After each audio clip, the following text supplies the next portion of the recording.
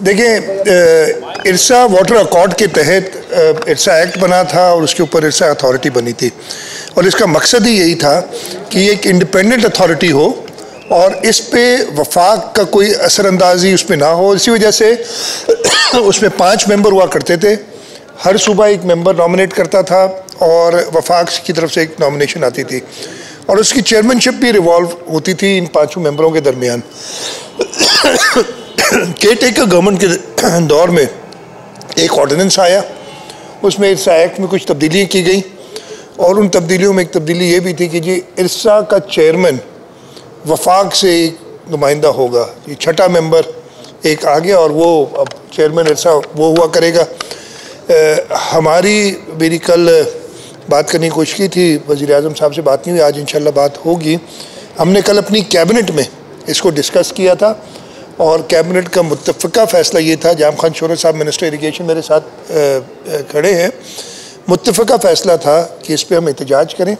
इस पर ग़ालिबन care taker government में भी सिंध हुकूमत ने एहतजाज किया था कि ये एक्ट या जो ऑर्डिनेंस आप लाए हैं जबकि नेशनल असम्बली मौजूद नहीं है।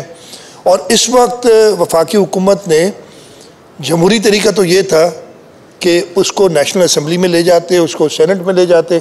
अगर एक्ट पास होता और उस पर ज़रूर पाकिस्तान पीपल्स पार्टी के मेंबरान अपना राय का इजहार करते और मेरा ख्याल है कि ये एक्ट पास नहीं होता असम्बली से, नेशनल असम्बली से इस वक्त। लेकिन उन्होंने अभी ना सिर्फ एक शख्स को उधर अपॉइंट कर दिया है, लेकिन हमें उस शख्स पे भी एतराज़ है। खैर वो तो बात की बात है ना, हम तो इस चीज़ को मानते ही नहीं हैं, इस चीज़ को हम मानते ही नहीं हैं कि ये इरसा का जो इंडिपेंडेंट अथॉरिटी है उसको वफाक के कंट्रोल में दे दिया जाए।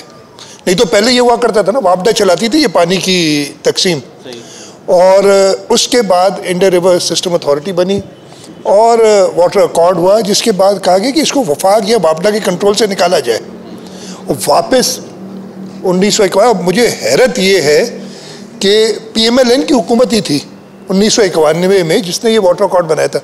हमें अकॉर्ड पे और बहुत सारे हमें एतराज़ात हैं, लेकिन उसको बेहतर करने की बजाय उसको और ख़राब कर दिया छोटे सूबों के लिए ख़ास तौर पे।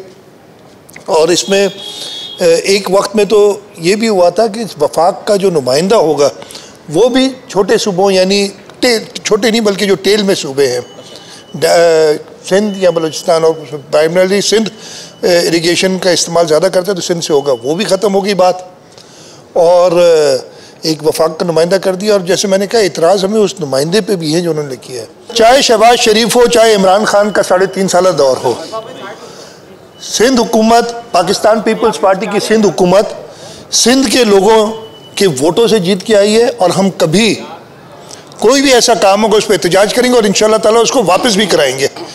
इमरान खान को भी हमने हर तरीके से, उसने बड़े ये थे, तो इस तरीके से कोई भी हुकूमत होगी इसमें इत्तेहाद अपनी जगह पे है, सपोर्ट, इत्तेहाद नहीं है सपोर्ट है पाकिस्तान पीपल्स पार्टी की, पाकिस्तान मुस्लिम लीग नून को, वो बिल्कुल उनके साथ रहेगा। लेकिन अगर उन्होंने सिंध के लोगों के हक पे किसी भी तरीके से कोई सिंध के लोगों को नुकसान होने वाली बात हुई तो उस पर हमारा मौक़िफ़ बड़ा क्लियर होगा और हम रिड्रेस करेंगे। एक इधर से ले लो फिर इधर से लेता हूँ।